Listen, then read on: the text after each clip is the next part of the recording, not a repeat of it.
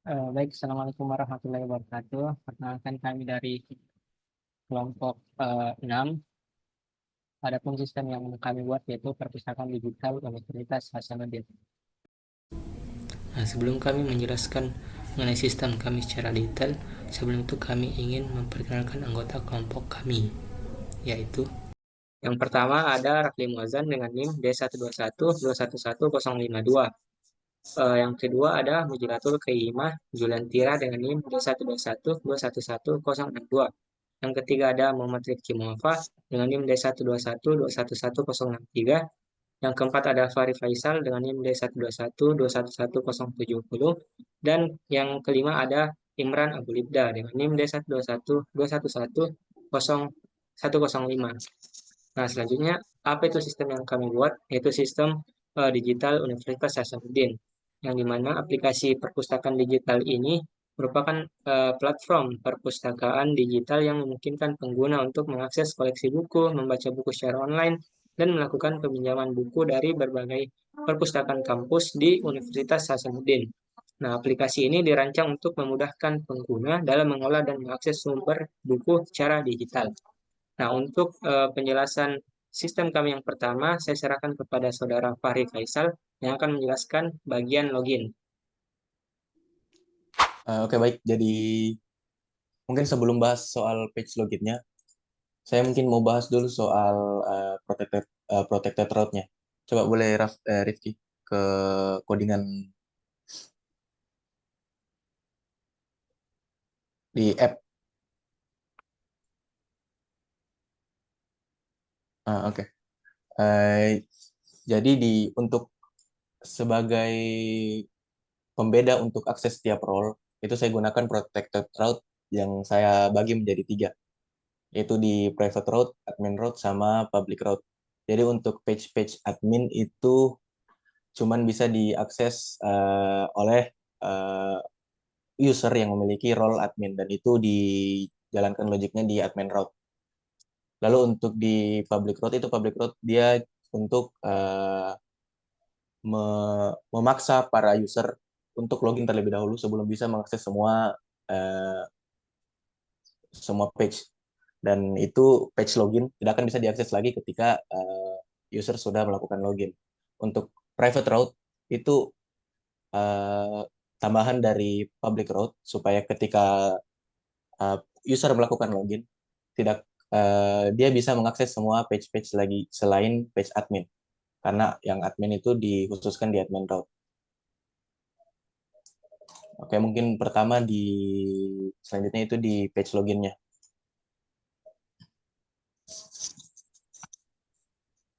Di komponen.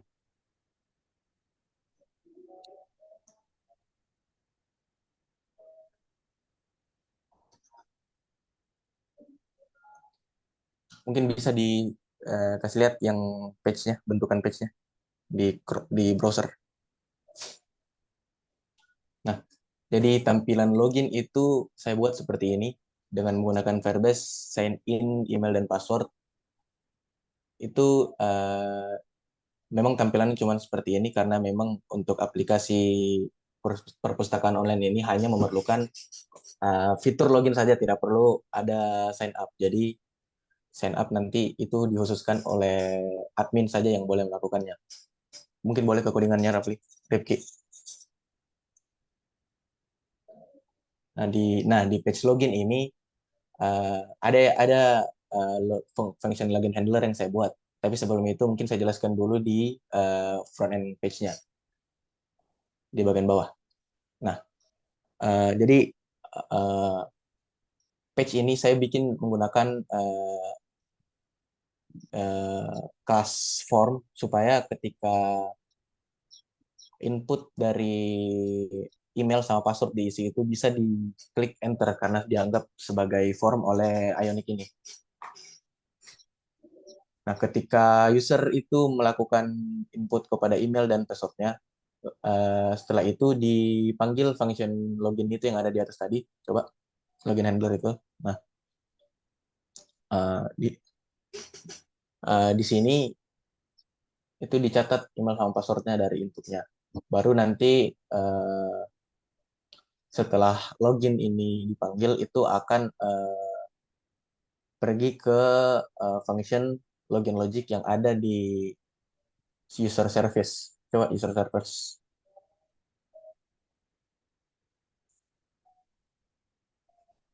paling atas.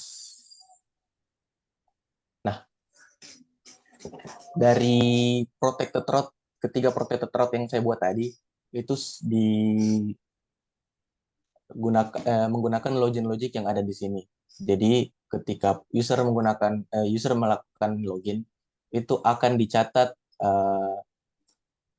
user yang mereka gunakan untuk masuk itu role-nya sebagai apa dan user ID-nya itu apa, supaya nanti protected route-nya bisa membaca akses apa saja yang bisa diberikan kepada user ini.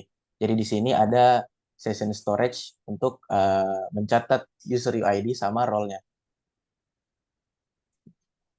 Nah, ini yang akan nanti dipakai di logic protected route-nya, yaitu role sama user ID. Mungkin ke codingan protected route-nya di pertama mungkin admin route. Di bawah, di bawah. Di bawah, kiri-kiri, bukan. Admin route.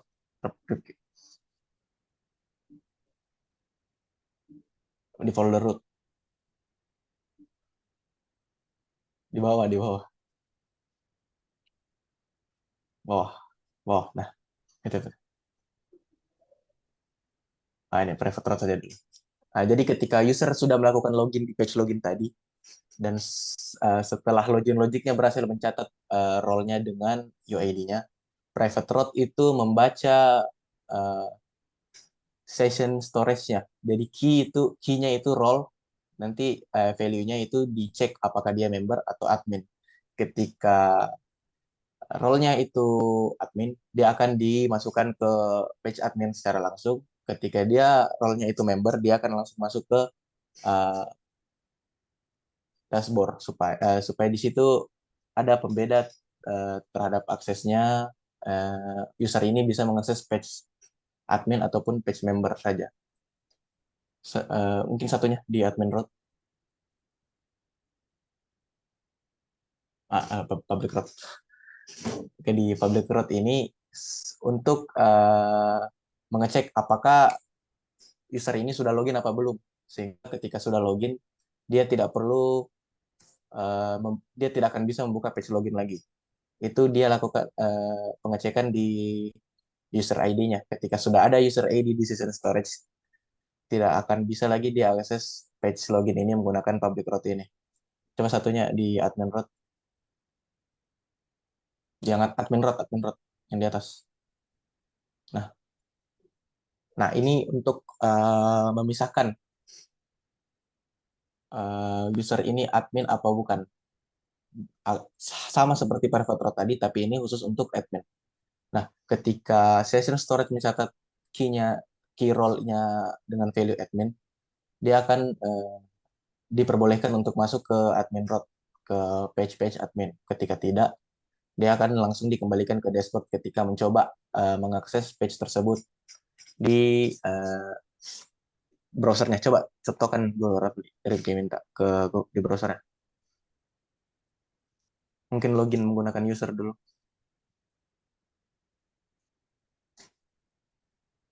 Ketika menggunakan user yang memiliki role member, itu dia akan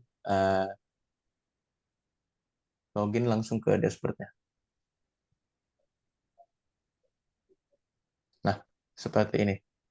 Dan yang menjadi pembeda untuk akses terhadap role-role ini adalah ketika user yang memiliki role member itu mencoba memaksa masuk ke page admin, coba tes ketik. Dia akan dilempar kembali ke page dashboard karena dia dianggap tidak memiliki akses untuk masuk ke page admin. Nah, coba log out. Coba login menggunakan admin.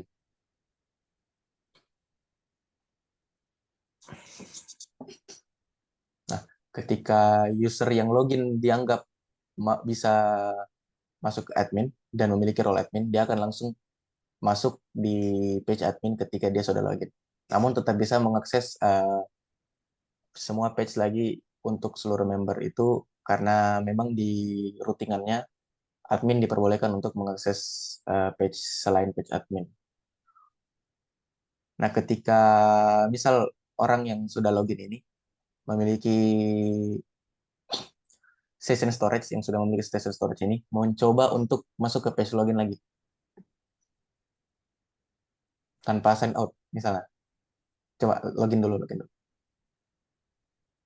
Nah, dia coba masuk ke /login. Coba ketik /login di situ.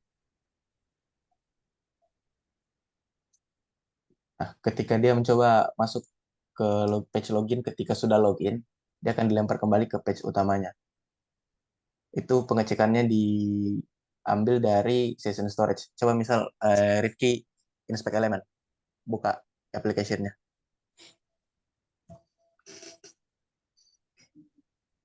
Application. Itu ada application. Yang keenam. Nah, coba perbesar.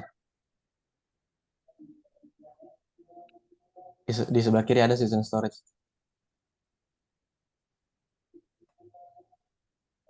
Localhost. Nah, dicatat di session storage di sini.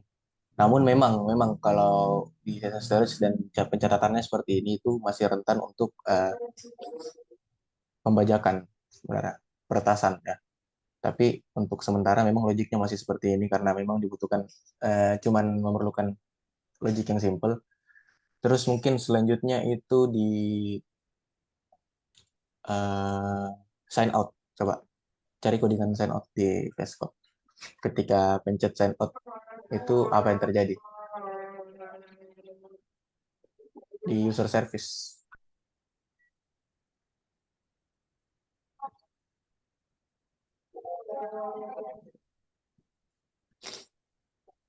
Sign out. Nah, ketika function sign out ini dipanggil, dia itu tadi menekan tombol tadi yang di sebelah kiri, itu session storage-nya akan di-clear. Dan setelah di-clear, itu di tiap setelah function ini dipanggil, itu diharuskan untuk memanggil page login lagi. Dan itu dilakukan codingannya di tiap-tiap tombol sign out. Mungkin kayaknya login sudah saya jelaskan secara mungkin lengkap ya. Jadi mungkin selanjutnya itu saya bahas di home-nya, di katalog.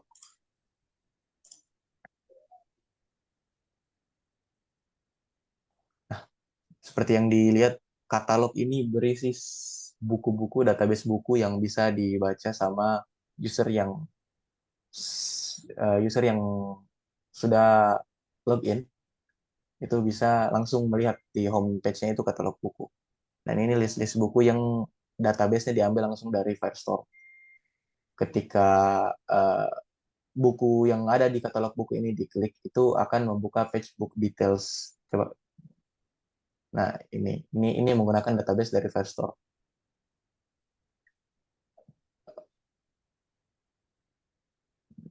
Bisa juga langsung klik baca dan pinjam dari sini. Jadi mungkin kayaknya kalau dari home simple saja penjelasannya seperti itu. Mungkin selanjutnya saya berikan lagi kesempatan ke teman saya untuk menjelaskan yang lain. Terima kasih. Saya pamit undur diri. Assalamualaikum warahmatullahi wabarakatuh. Bismillahirrahmanirrahim. Assalamualaikum warahmatullahi wabarakatuh. Perkenalkan, saya Muhammad Rifki.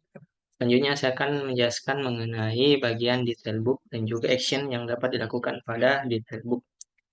Nah, pada menu katalog kita akan ditampilkan beberapa buku yang terdapat pada seluruh perpustakaan yang terdaftar pada sistem. Nah, di sini kita bisa melakukan filter berdasarkan kategori ataupun lokasi. Nah, ketika kita memilih salah satu buku, maka akan ditampilkan page detail dari buku, yang mana datanya diambil dari Firebase, tempat penyimpanan data buku tersebut. Nah, di detail buku ini akan ditampilkan berupa cover dari buku, judul, penulis, penerbit, dan juga sinopsis dari buku. Selanjutnya juga akan disajikan rating dan juga ulasan dari pengguna. Selanjutnya akan disajikan rekomendasi buku bacaan yang menarik dan mirip dengan buku detail ini. Nah, kita bisa melakukan 2 aksi pada detail buku, yaitu melakukan baca buku secara online dan juga meminjam buku secara offline. Nah, untuk membaca buku, kita sisa menekan button baca dan kita akan disajikan alert konfirmasi apakah kita yakin untuk membaca buku ini atau tidak. Nah, di sini juga sudah eh, melakukan trackage terhadap network sehingga apabila jaringan sedang tidak baik-baik saja atau sedang offline, maka peminjaman ataupun baca buku akan terjadi kesalahan. Contohnya ketika kita membaca buku, lalu kita sedang offline dan kita melakukan baca buku, maka akan muncul pesan yang menyatakan bahwa terjadi kesalahan, buku tidak ditemukan karena kita sedang offline. Nah, ketika kita kembali ke online, maka buku berhasil diambil dari Firebase dan kita akan disajikan ke menu baca buku. Di sini saya menggunakan material React PDF sehingga tampilannya seperti ini, di mana kita bisa melakukan zoom out, zoom in, bisa attachment, bisa bookmark, kita juga bisa melihat halamannya, bisa di light screen ataupun dark screen, bisa di full screen, seperti ini, dan juga beberapa aksi lainnya. Nah, di bawah page detail buku akan diberikan menu untuk memberikan review dan rating terhadap buku ini. Nah, sama seperti menu button pada baca dan pinjam tadi, di sini juga ada alert dan juga TOAS. Apakah aksi yang dilakukan sudah berhasil atau malah gagal karena beberapa hal, termasuk network tadi. Nah, ketika kita ingin memberikan review dan rating, kita sisa menekan berapa jumlah bintang yang ingin kita berikan dari 1 sampai 5. Lalu selanjutnya kita akan menulis review terhadap buku, misalnya bukunya sangat menarik dan memberikan banyak pengetahuan. Kita sisa submit, kita checklist ya, dan ulasan akan diterima, dan kita akan diarahkan ke menu detail buku tadi. Nah, lalu selanjutnya ada menu pinjam buku.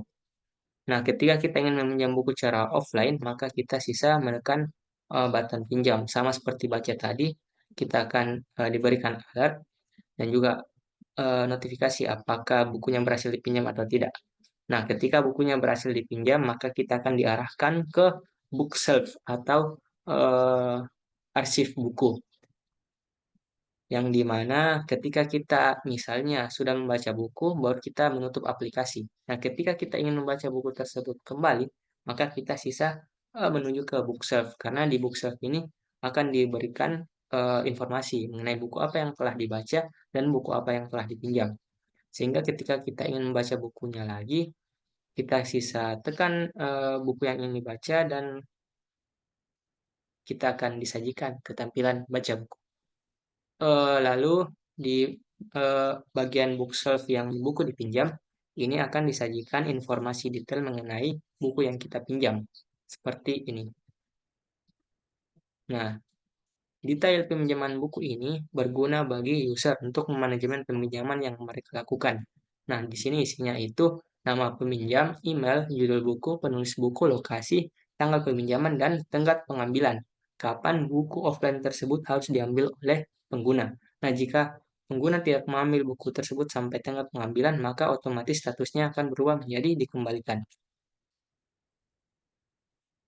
Mungkin itu saja dari saya, kurang dan lebihnya mohon dimaafkan. Wassalamualaikum warahmatullahi wabarakatuh. Baik, saya Mujilatul Kema Juliantira di sini akan menjelaskan tentang dashboard dari segi user. Di sini ketika ke menu dashboard langsung disuguhkan dengan riwayat pinjaman. Di sini ada judul, penulis, letak perpustakaannya, lalu ada status dan detail yang isinya dipinjam pada tanggal berapa dan dikembalikan pada tanggal berapa. Lalu selanjutnya di bawah riwayat peminjaman ada rekomendasi. Di bagian rekomendasi ini terdapat sampul buku, judul buku, dan penulis. Oke, selanjutnya kita ke menu settings. Di menu settings atau pengaturan, di sini dapat memilih bahasa, lalu memilih bahasa yaitu Indonesia atau Inggris, lalu dapat juga memilih zona waktu di bagian tanggal dan waktu. Di sini selanjutnya ada bagian notifikasi. Di notifikasi ini dapat dipilah atau di-disable beberapa notifikasi yang tidak diinginkan. Setelah notifikasi ada ketentuan hukum, lalu selanjutnya di bawah ketentuan hukum itu ada ketentuan layanan dan kebijakan privasi. Baik, kita lanjut ke bagian profil. Di bagian profil ini terdapat nama lengkap, program studi, NIM, jenis kelamin, email, dan nomor handphone, dan alamat. Lalu di sebelahnya di sini ada nama, NIM, dan foto profil yang bisa user profil ini, user dapat mengedit passwordnya.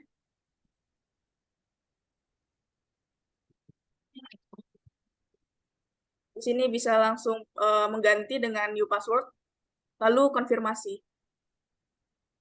Selanjutnya tinggal save password dan password sudah berubah.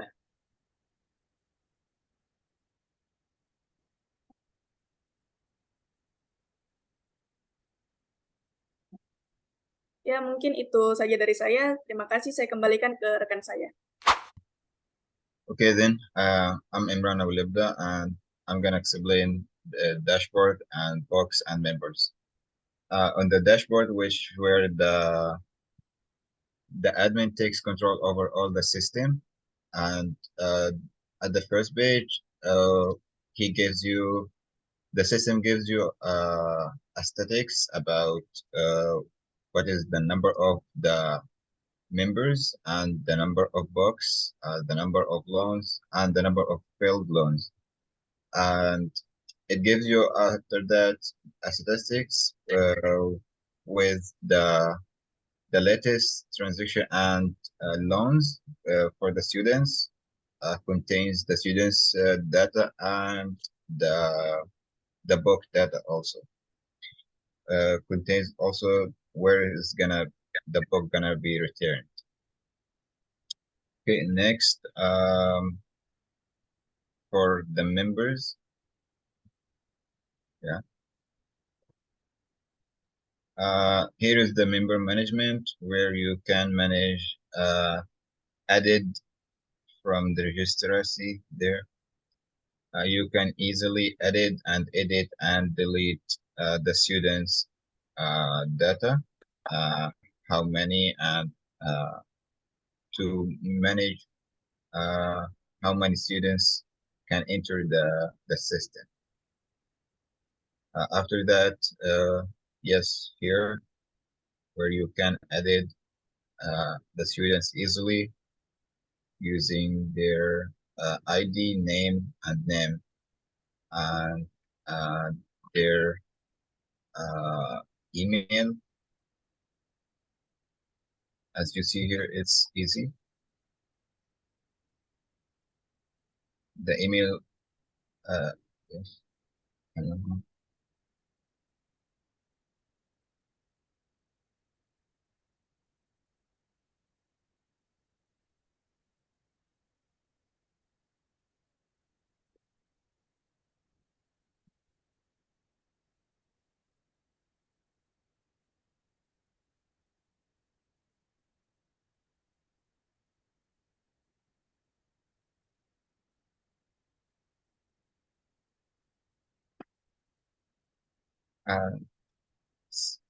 as you see here, the user have been edited, and it does have an ID, special ID also, for using it in the database.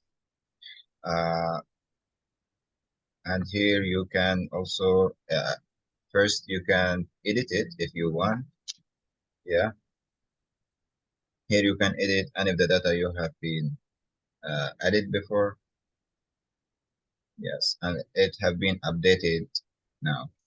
And also you can delete the user. Yeah, if there is any. Yeah, that's all about the member page. Next, which is the books page, which is a little bit close into the members, have the same structure. And books, you can also edit, and delete. And let's try to and this table, it does have a lot of information about the book, uh, the name, the author, the ISBN, and the abstract, and how many have been reading it, and how many have been loaned it before. All of that info, all of that data, you can find it there. And we can try to edit a new book.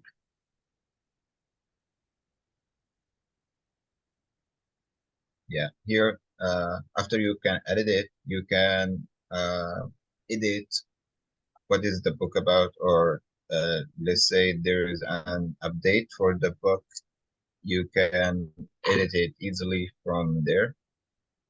And if you edit, for example, by mistake, you can delete the book if you want.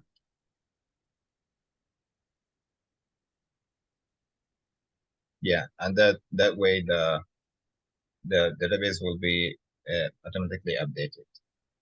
Yeah, thank you.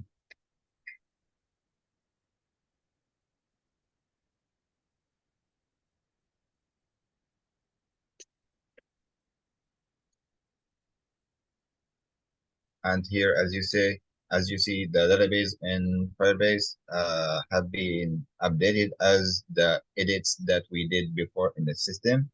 So this is the box database and the member database. Yeah, go ahead. Yeah, as you see, we added, for example, my name, and after that we deleted. So the database have been updated one by one, exactly how we make the updates before. Baik, saya Rafli Muadzan. Selanjutnya saya akan membahas mengenai kategori pada admin. Di sini terdapat menu kategori yang di mana hanya berisi satu field, yaitu nama datanya, dan ada juga ID serta action yang bisa dilakukan. Di sini kita bisa melakukan tambah kategori dengan memasukkan nama dari kategori yang diinginkan. Oke, selanjutnya akan muncul setelah ditambahkan, dan juga ini bisa diedit namanya. Boleh dicoba. Oke.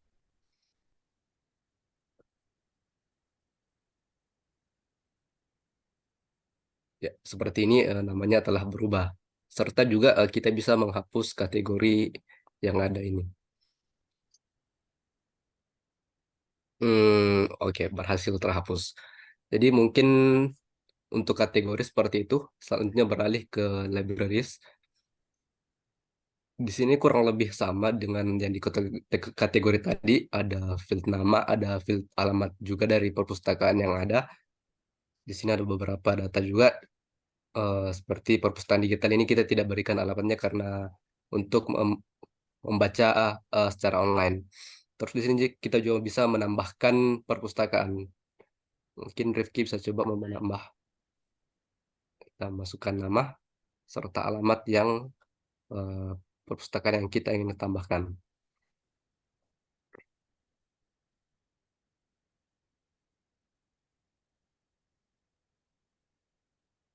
Oke, di sini kita bisa lihat perpustakaannya berhasil ditambahkan dan juga ini bisa diedit.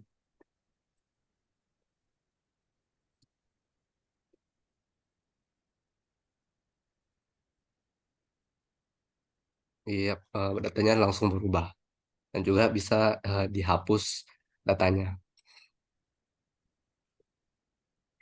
Iya, langsung berubah. Untuk perpustakaan mungkin seperti itu. Untuk eh, atau mungkin kita bisa tambah library sini langsung terhubung dengan eh, saat kita menambahkan buku. Jadi data-data yang ada saat kita menambahkan buku, coba di buku. Saat kita mencoba untuk menambahkan buku, tambah, oke. Di sini lihat kategori. Pilihannya itu seperti dengan perpustakaan yang telah kita tambahkan. Begitu juga dengan kategorinya. Sama dengan yang sudah kita tambahkan. Oke, mungkin begitu kurang lebih untuk kategori dan libraries. Selanjutnya untuk manajemen peminjamannya. Di sini jadi setelah user melakukan klaim peminjaman akan masuk ke data di sini. Di sini bisa terlihat ada nama dari peminjam, dia dari program studi apa, terus judul buku yang dia pinjam, dan buku ini terdapat di perpustakaan mana, dan ada juga statusnya. Statusnya sudah dipinjam atau sudah dikembalikan. Lalu di sini tanggal peminjaman, kapan dia meminjamnya, terus ada deadline atau tenggat untuk pengembaliannya. Nah, di sini juga ada tanggal pengembalian setelah user mengembalikan bukunya. Bisa dicoba untuk mengedit. Jadi admin di sini bisa mengedit statusnya, apakah sudah sedang reservasi, sedang dipinjam atau dikembalikan. Dan juga dia bisa merubah eh, kapan tanggal pengembaliannya. Bisa dicoba untuk masukkan datanya. Oke. Ya. Sementara untuk field lain itu dia tidak bisa ubah karena secara otomatis by system. Di sini juga admin tidak bisa menambahkan peminjaman karena peminjaman dilakukan dari sisi usernya. Namun admin juga bisa melakukan penghapusan terhadap data-data ini apabila data yang dimasukkan tidak sesuai begitu. Oke, mungkin seperti itu untuk menu untuk LAN manajemen. Sekian dari saya kembalikan kepada teman saya.